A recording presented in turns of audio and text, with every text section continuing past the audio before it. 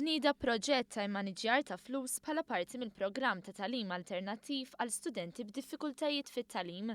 Dan il-proġett li huwa mejjun mill-Fondazzjoni għall-Logħob Responsabbli se jkun offrut għal studenti ta' bejn il-15 u 16-il sena u minnu se jgawdu mal-260 student. Lek li bħala Responsible Gaming Foundation qegħdin niffinanzjaw dan il-programm li ħajkun qed jagħti tagħlim differenti l dawn l-istudenti anke kif ikunu jistgħu jmexxu l-finanzi tagħhom. U allura fejn flok fin-nuqqas ta' dal-programm jista' jkun hemm riskju li dawn jintilfu anke vizzi fosthom tal-logħob, dan il-programm ħajkun qed jurihom b'mod prattiku ħafna kif jistgħu jutilizzaw b'mod differenti b'mod iktar għaqli prioritajiet il-finanzjament tagħhom. Il-programm fl-immaniġjar ta' flus se jibda minn nhar it-tnejn li ġej u qed isir bilan li l-istudenti jitrawmu u jieħdu deċiżjonijiet għaqlin u b'sens ta' responsabbiltà.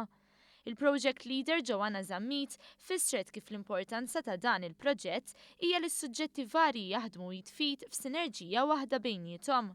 F'dan il-proġett ħanaqdu is-suġġetti vokazzjonali u akademiċi flimkien għaliex għax dik ħaturi stampa ċara tal-ħajja ta' kuljum ta' persuna. Mela pereżempju fil-Kastana ħajkonna l-allima tal-hairdressing u tal-beauty li flimkien ħajjajnu lill-istudenti tagħna joħolqu s-servizz tagħhom, pereżempju ħajamlu l-makeup, upstyles għax għandhom tiċ pereżempju, però mhux se jifqu sem l-allima tagħna ħajjalmuhom kif tista' tiftaħ il-business ħalli taqla l-flus ukoll biex ma jqgħux fil-vizzju tal-logħob. Il-programm ta' tagħlim alternattiv ilu li beda minn Jannar ta' sentejn ilu fejn l-istudenti jkunu offruta programmi vokazzjonali biex jiżviluppaw u jaħdmu fuq il-ħiliet tagħhom.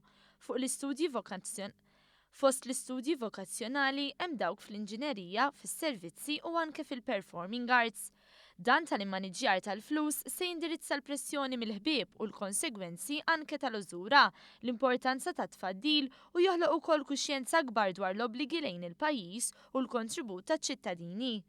Il-Ministru għall-Edukazzjoni Evarist Bartolo saħaq li permezz tal-programm ta' tagħlim alternattiv qegħdin jintlaħqu aktar studenti li qed jingħataw l-edukazzjoni għall-ħajja. Min-naħa tiegħu is-Segretarju Parlamentari José Herrera stqar li inizjattiva bħal din tajn biex tinħoloq aktar kuxjenza u tħejjil lil dawn l-adolescenti f'mumenti fejn f'ħajjithom iridu jibdew jagħmlu aktar deċiżjonijiet.